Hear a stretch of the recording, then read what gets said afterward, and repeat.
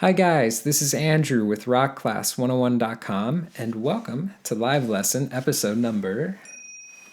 So I wanted to let you guys know that every second Monday of the month at 7 p.m. Eastern, we're going to be live streaming a lesson over at rockclass101.com. Now these live lessons are going to be hosted by Matt Dahlberg, and each month the topic will be different. So what's fun about the live lessons is that you're not only able to watch live, but you're also able to chat live.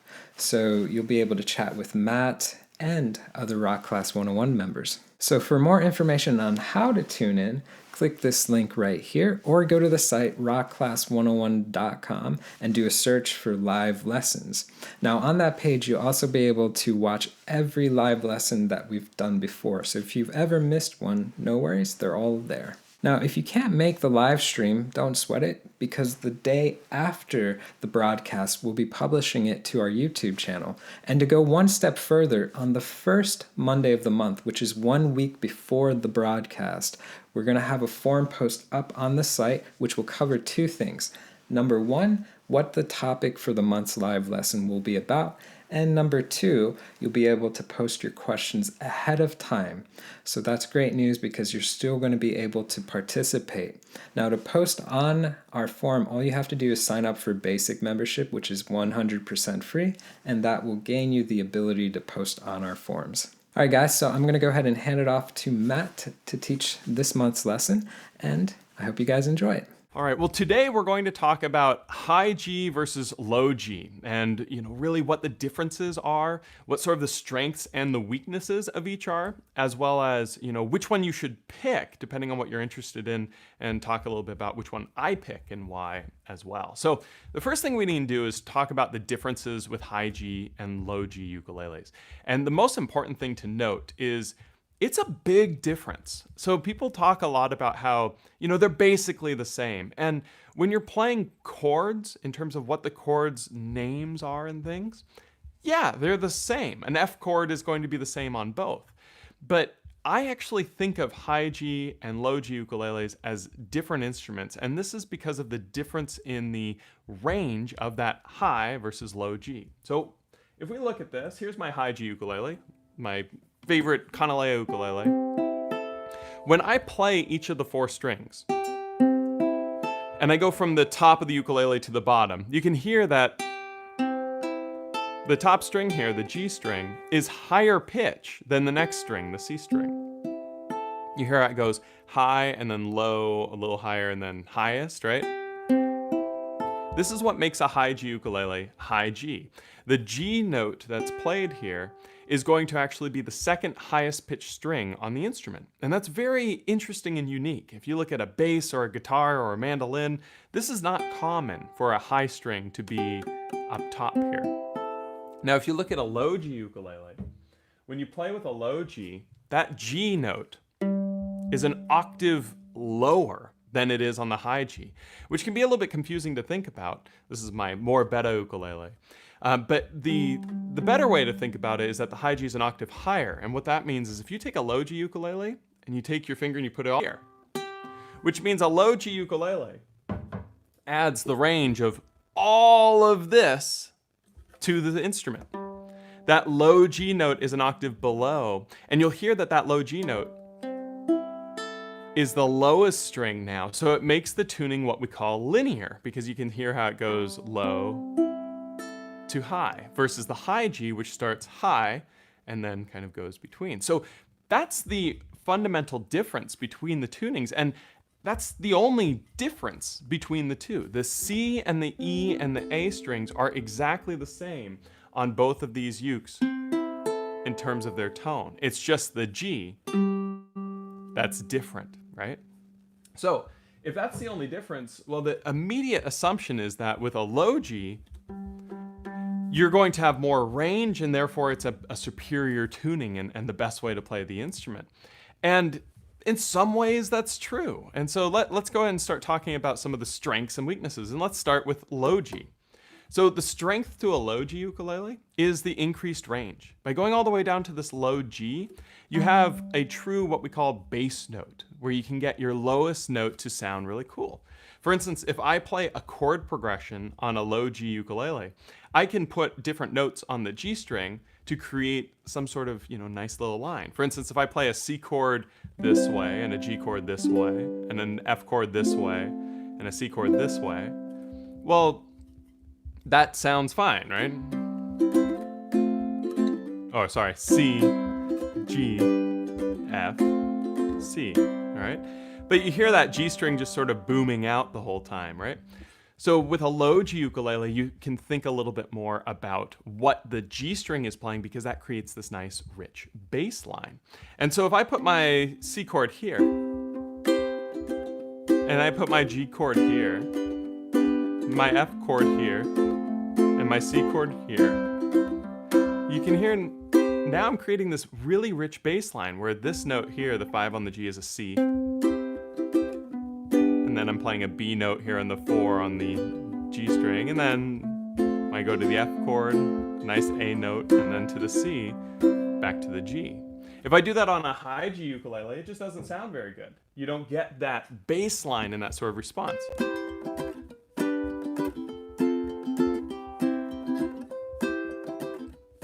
It's just too thin, right? Compared to now the low G ukulele, being very careful as I'm moving these ukes.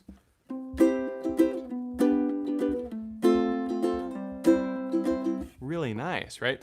So what the low G allows you to do is start to pay more attention to what note is being played on the G string so that you can create these really rich, unique bass lines and sounds. It's really cool, really satisfying. So that's one strength to the low G. Another strength to the low G is when you're doing chord melody, you have the opportunity to have a bass line. Again, you're going to notice that's a reoccurring strength to this instrument. But that allows you to kind of harmonize things a little bit differently. I've got a part of a song I wrote called Charlie, which if you check out my YouTube page, you can see a performance of this.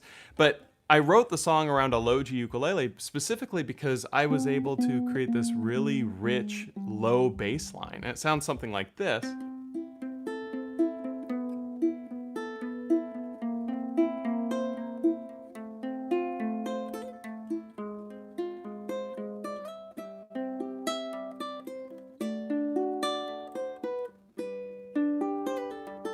And the only reason this works is because I can create this really nice bass line. If I play that same thing on a high G ukulele, it just doesn't have the same weight. It sounds like this.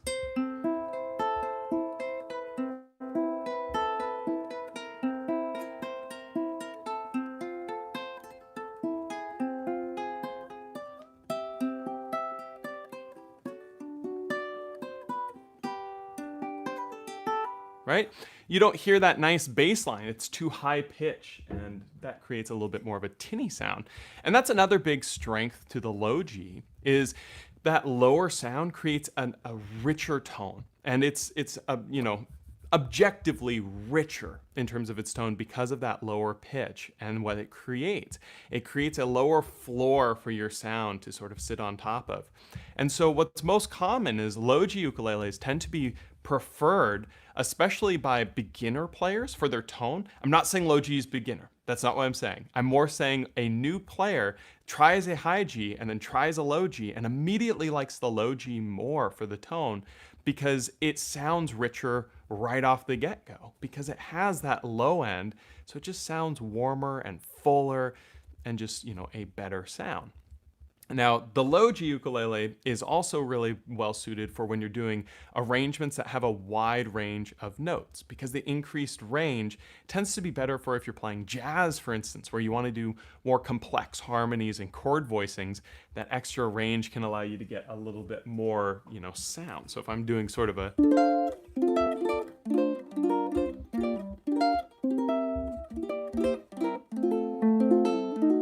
right, this sort of sound is just really nice and suited for that low string because we get a little bit extra sort of bass response, right?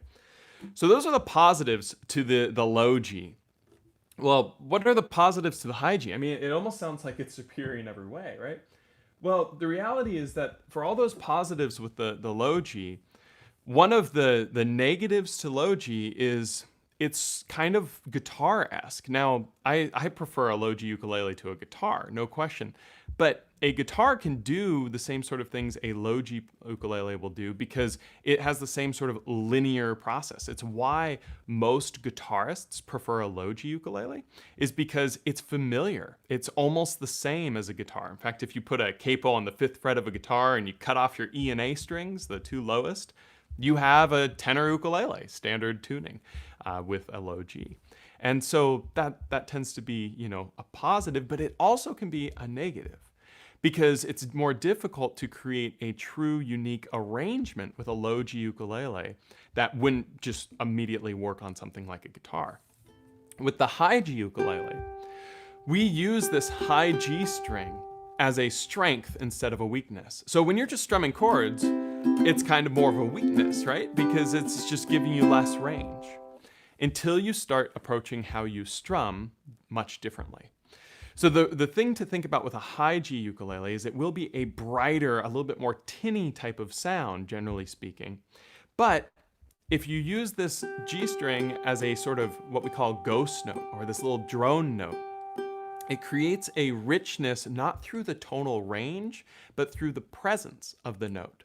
And this is why I tend to prefer high G. I'll talk more about that in just a moment. But by using this little high G as kind of a ghost, you can create these really rich.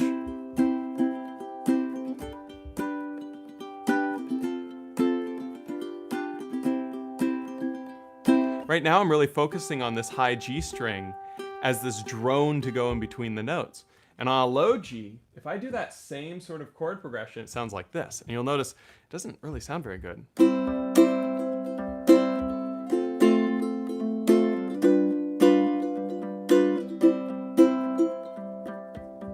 That bass note kind of booming in the background is not very good. And that's why we don't play with this sort of style with a low G and why we sort of stick with it with the high. In fact, I use my high G on my ukulele all the time, just being open to create this nice little presence in between. So I'm going to play a little chord progression. I'm just going to leave my G string open the whole time. It might sound something like this.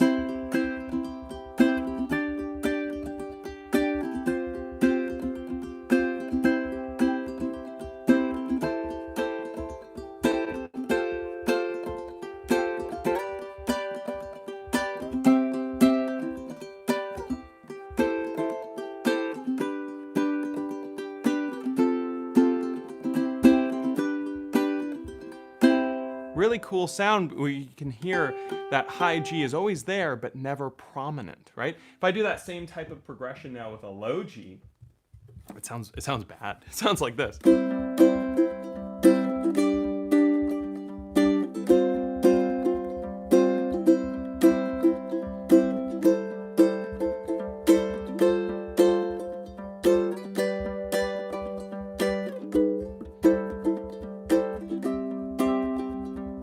Hear that booming bass sound, it's just not what we're looking for when we're playing in that style. So what this boils down to is that the low G's strength is really its weakness, and the high G's strength is its weakness, which is the way that you use the G string. The way that you try to use it within your playing really determines which one you want to be using. Now, I just talked about strumming with the high G. What about picking? Well, picking allows you to use this really beautiful style that's called campanella. And campanella means bell-like in Italian, I believe. And it's a style of playing that I believe was invented by John King. May he rest in peace, one of the greatest players ever. And he created this sort of style of playing where he allowed the G string to become another melody string. So if I'm playing a piece of Bach, for instance, which the low G would be well suited for from a range perspective, if I want the notes to really ring, on a low G, I'd have to play, a little bit of Bach, something like this. It might sound something like...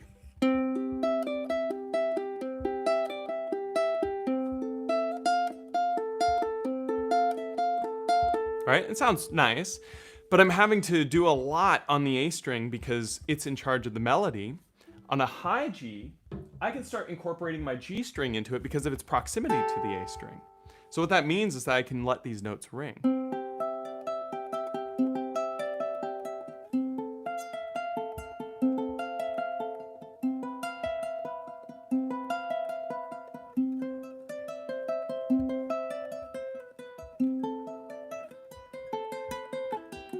right? It's really a pretty sound.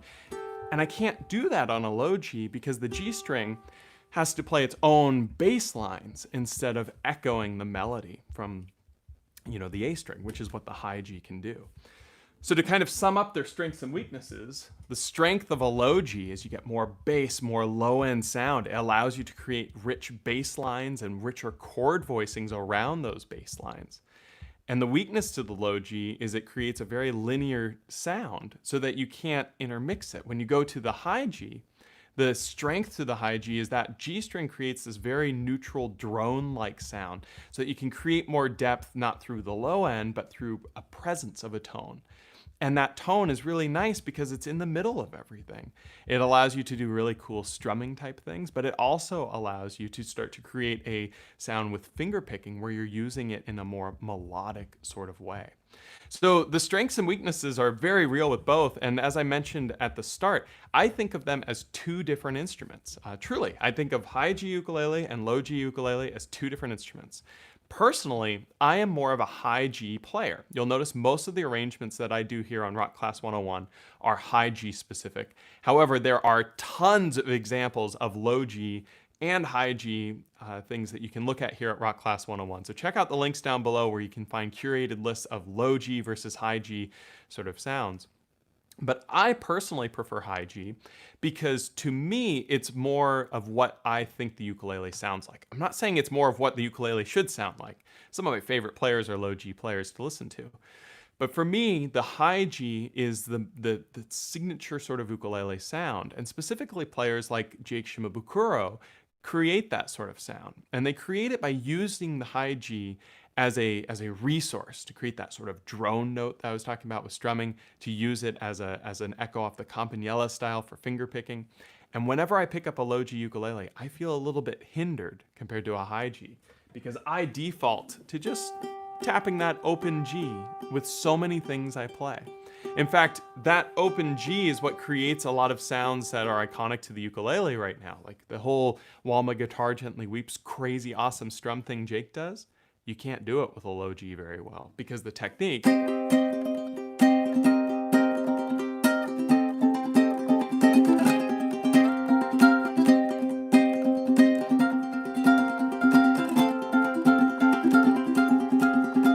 is dependent on that little open G just ringing in the background. For reference, I'm going to do that with a low G. It doesn't sound very good to me. Maybe you love it, and that's great.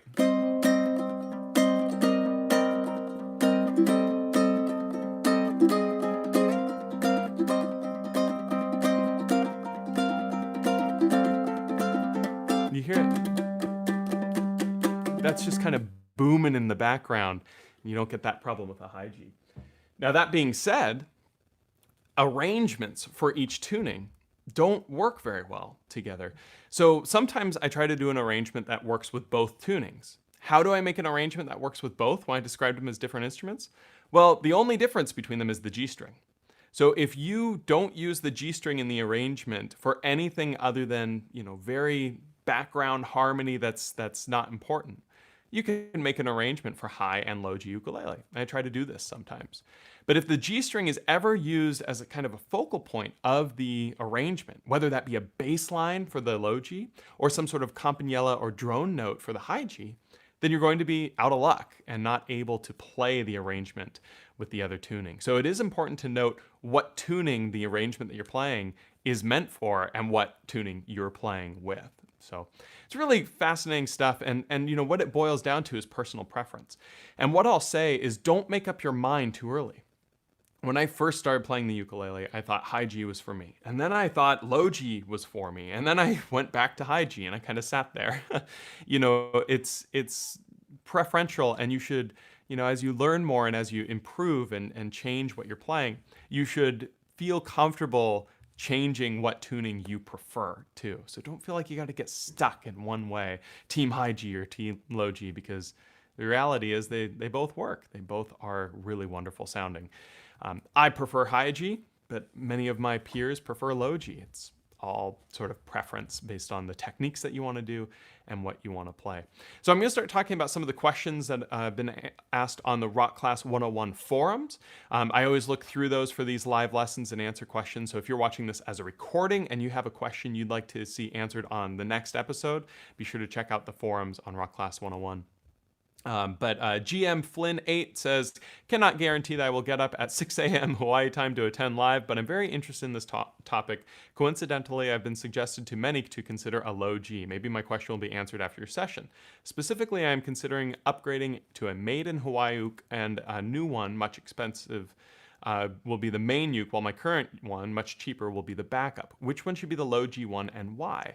What are my considerations? Thanks in advance. So it's a fantastic question. And the answer is very simple. The uke that your nicer uke should be the one that you enjoy to play more for the tuning. So if you prefer high G, put the high G on the nicer uke and put the low G on the less expensive uke. If you prefer low G, put the low G on the nicer uke, and vice versa. It's really important that your main ukulele is the one that you want to play more, right? So I would strongly recommend whatever tuning you like more to put the string it the way that you like more on the nicer uke. And so I will say though, cheaper ukuleles tend to sound better with a low G than a high G, only because the low G adds sort of an innate warmness because of the pitch. So this is also kind of a ploy in some ways for sales, where a low G sounds better than a high G on a cheaper uke, because low G automatically, as we talked about earlier, sounds richer because it has more low end. So in that particular case, you could think, oh, I'll put the low G on the cheaper uke just because it'll sound a little bit better than the high G on the cheaper uke. But again, I would focus more on what you like the sound of and make the nicer uke that tuning. Lisa DMH says, in case I miss it, low G on a soprano, good or bad? Should it only be on a bigger uke? My low G is on a tenor right now. Love this question. Low G on soprano, fantastic. In fact, my favorite ukes to have a low G on are sopranos. And the reason for that is really simple. Sopranos are a really tinny, bright, kind of in-your-face sound, and the low G gives a warmth and a richness. So it's like this nice juxtaposition of these different sounds. And I love sopranos with a low G. Some of my favorite performers to listen to are like Herb Odosan. He's been making recordings since the 50s. It's crazy. And a lot of them are low G soprano ukuleles, which I think is just awesome, just too cool. And so I would absolutely recommend trying a low G on a soprano because I think it sounds great. It is more common, however, for the low Gs to be on tenor ukuleles rather than sopranos or concerts, but I love it on the soprano. JK Ulele says Jake Ulele maybe, says a couple of technical questions. What are the differences between wound and unwound strings for low G and the pros and cons of each? Fantastic question. So if you look at my more beta, you'll actually see that the G and the C strings are wound. And so generally speaking, I don't like wound strings, which is weird because I've got them on this uke, but hear me out. Wound strings, I don't really like because the negatives to them are the finger noise, both from the left hand and from the right hand. The woundness gives more friction for the fingers to create more sound as they move across. So I really don't like wound strings because of that. I feel like they're unnecessarily sort of noisy. And I know people have said there are, noiseless G and C strings. I have yet to find a noiseless wound string. Some are louder than others, but they all create a little bit of noise. And so that's the negative to an unwound.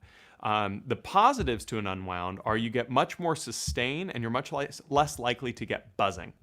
Because wound strings, I believe, sit with a higher tension. They don't buzz as much, as well as they just ring kind of forever. So a lot of builders like them on their ukes because they aren't going to buzz as easily. So it makes their setup process easier, as well as they just keep ringing. I actually find that ringing and the extra sort of volume that comes with them to also be somewhat of a negative because I want my strings to be a little bit more balanced across the board. But again, I'm more of a high G player. So I leave these strings wound on my morbetta here because I think of it as a different instrument, and I try to play it differently than I do the ukulele I play the most, which is my high G canalea here. So that's something to kind of keep in mind when you're working with it. Is the wound strings create a very different sound, and that can be a positive or a negative depending on what you like. And the second question was, are there any modifications needed to change between high G or low G, or is it as simple as changing the strings?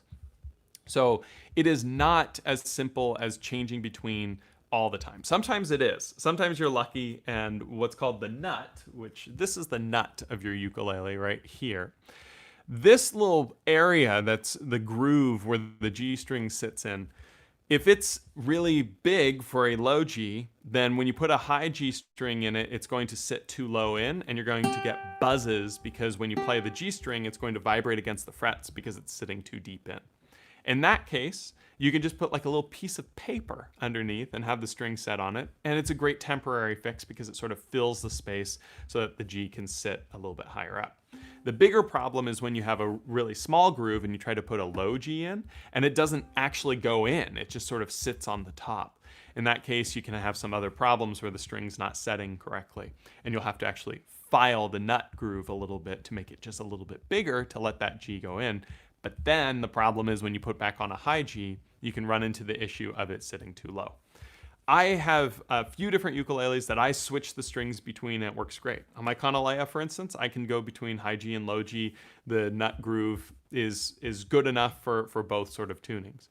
For ukuleles that I know I'm going to just use one way or another, just high G or just low G, I usually will have different nuts made for it. So like with my Morbetta, I have two nuts. I have one for my low G and one for high G that I can exchange this little piece of bone out for depending on my tuning. So sometimes it doesn't matter, sometimes it does. You know, the worst case scenario is you put on a low G and it doesn't work and you just put back on a high G. So you're not going to hurt anything by just trying to do a different tuning.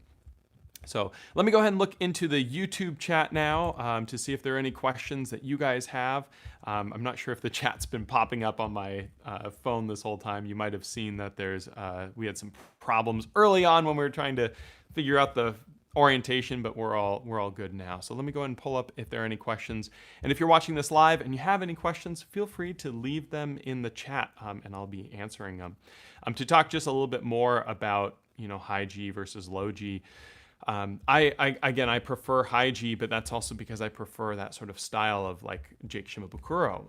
And there's another question here on the forums, which is GM Flynn 8 again asking, are there songs written for just the low G? And the answer to that is yes, absolutely. And there are songs written for just the high G as well. And so I kind of touched on that earlier, but arrangements are usually built for one or the other. I think a good sort of example for difference between high G and low G, a good analogy would be like the difference between like a sports car and a Jeep, right? So both of them can go drive on the freeway. Both of them can get you from point A to point B. But then both of them have these other sides to them that you might want to experience, like with a sports car, taking it to a track and, drag racing or whatever else, right? Tons of fun, I assume. I don't know. I don't own a sports car. Drew might know something about that, but I digress. And so when we are, enjoying our sports car, we enjoy it very differently than we would, a Jeep. Even though they both can go on the freeway and both get us from point A and point B, a Jeep you might be taking off-roading on beaches, through forests, or whatever else. A sports car not going to be able to do that. And on the same side, if you try to take a Jeep on a track and, race it that way, you're probably going to flip it, right? It's not what it's made for. And so I would think of, the high G as one and the low G as the other. You can use either car for either example. It doesn't really matter.